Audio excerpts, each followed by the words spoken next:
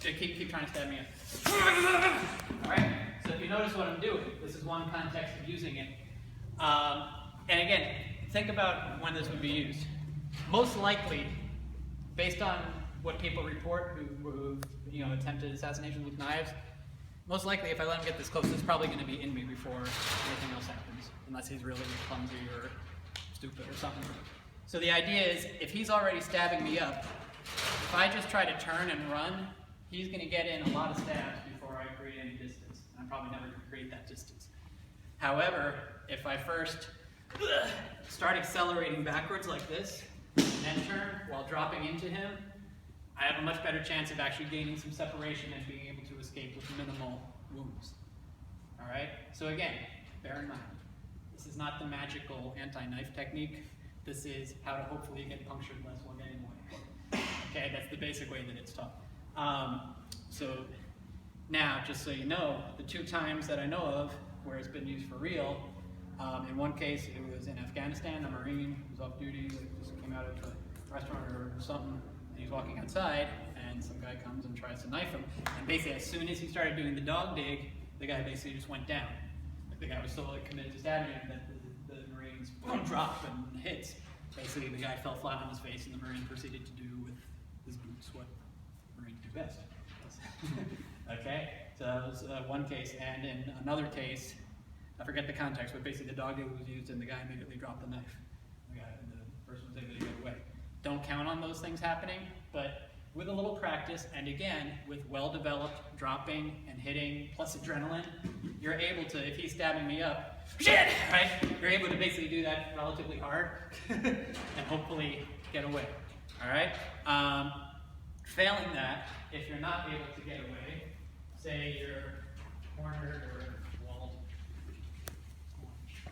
hang up on anything, right? So let's say it's this kind of situation, and I wasn't able to do any kicking, which we'll go over in a second, and especially if let's say he already has it in me, he's like jamming me back, cutting, stabbing me up. If you notice how this can be used, is basically kind of, I don't want to say climbing his arm because that's not necessarily what's going to happen, but it's often what happens when I demonstrate it.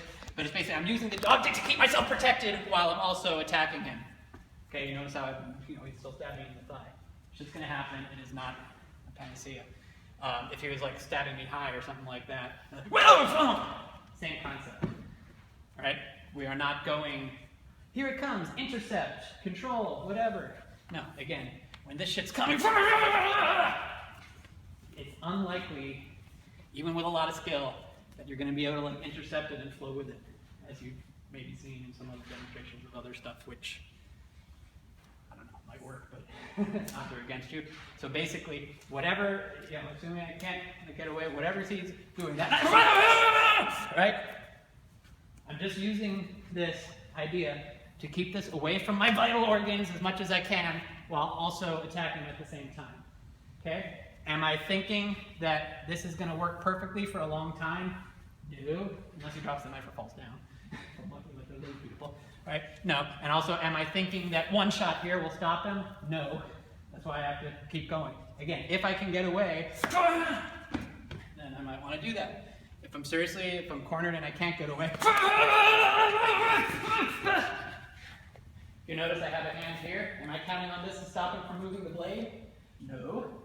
But if he does move the blade, I'm going to be able to feel it. If I've done some good contact flow, the more good I've done, the better I'll feel that, right? I want to keep some weight on it. Again, similarly, if he has a knife and I manage to like hit him away, that could be a good thing. If he had a gun, that might not be such a good thing.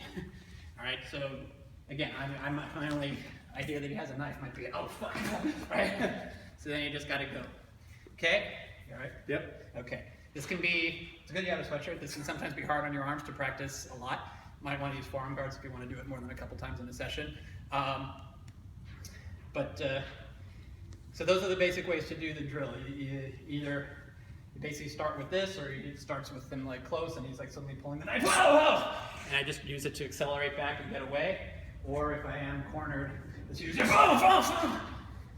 just get something and attack. Again, what's the key part of all those examples I was talking about that John had? The people who might have been successfully swatting or getting away for a while, but they never did anything that could stop the guy. And at the end of the day, you're not going to be able to control or do much about this. Boom! You just got to, you have to stop the person who's stabbing you from stabbing you. Make sense? All right? So that's the dog day. And the other thing that we teach is the basic kicking stuff. You need to have a good, and a lot of people, oh, if you try to kick, you might fall down, or he'll cut the leg, or whatever. All right, first of all, if we're having a knife fight,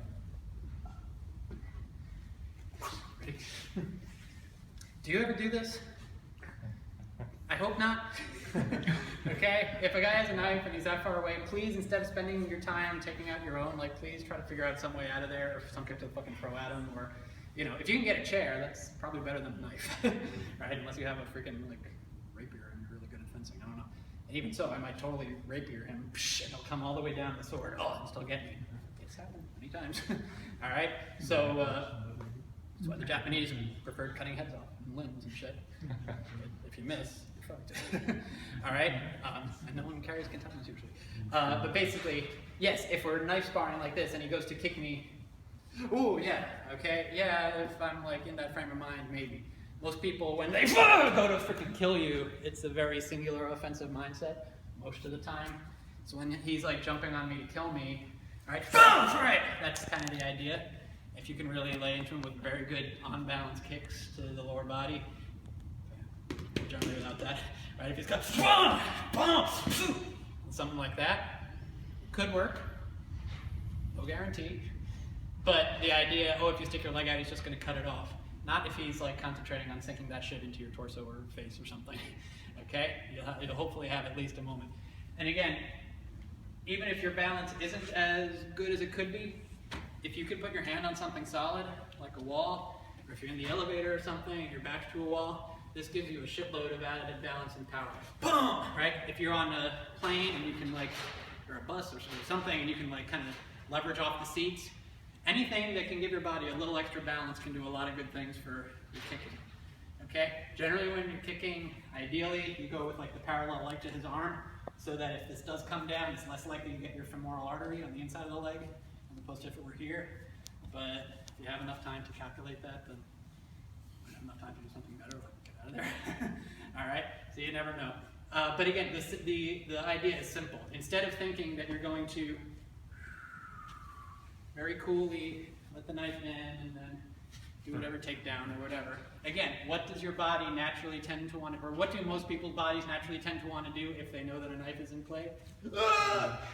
They want it just out of there. Or, all right, again, that's the instinct we're working with. If you think you can train yourself well enough that you can be very cool like this, working on the flat edge of the blade, which of course you'll know where it is, even if you don't even know the knife is there. And that kind of stuff, power to you. I mean, again, this is no guarantee, I'm not downplaying anything else. But basically, you know, if I know there's a blade there, boom! If I can try to stay out of range by doing that, then that's good. Be aware, stick that out please. Stick it all the way out, full range of your arm. Much less of a difference, right? Generally, if you're kicking, if you can get your other arm here, kind of, that could be good. But again, you never know. So, you've probably seen the basic kicking exercises online where, you know, one guy has this and then just basically try to come in and you need to like kick to keep them away. The basic skill, in order to do it freestanding, is you need to be able to kick.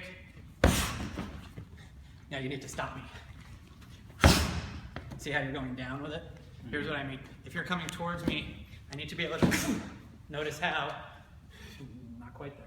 Notice how I'm able to generally keep my balance so that instead of this or this, you just keep coming forward. Instead of this, see how we keep coming forward? Basically, I need to have the balance to be able to do that. Okay? Guided cast kicking is kind of a thing in itself. Basically, you want to learn to do it the same way you throw strikes with your arms. The leg is relaxed and loose. The key is the balance here and the drop. Okay? And the way you practice it, you don't even need like knives and stuff to practice. Basically, he comes towards me, and I need to basically stop him. It's a matter of accuracy and balance.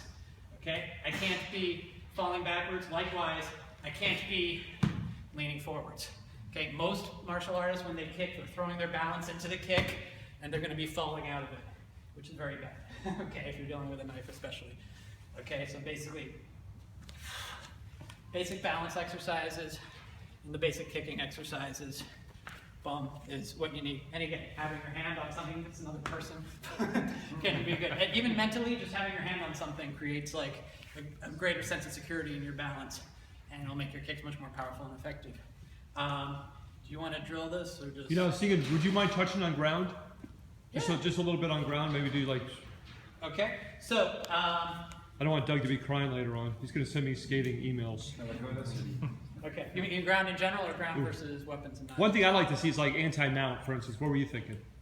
I wasn't thinking really anything, but Because we do a lot of we've already done a lot of the rolling kind of stuff. Okay, Like I was just. I will just touch very quickly on ground fighting as it pertains to weapons. If he has a blade, and I'm saying I'm cornered, I can't get away. Carlson Starry, when he was alive, obviously he didn't tell me this after he's dead. He, just so you know his story, maybe don't put this on video. He was a